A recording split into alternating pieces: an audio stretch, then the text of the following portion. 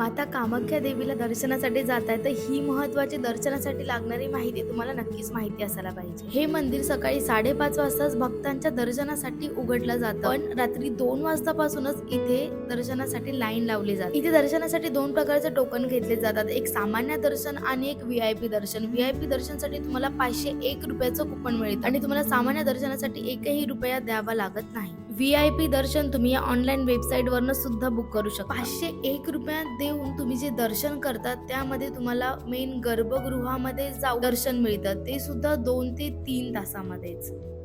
आणि सामान्य दर्शन करणाऱ्यांना 7 ते 8 तास किंवा कधी 12 तास सुद्धा लाईनीत उभं राहावं लागतं आणि त्यांना फक्त वरतूनच देवाचं दर्शन मिळतं, म्हणजे मेन गर्भगृहात त्यांना जाताच येत नाही।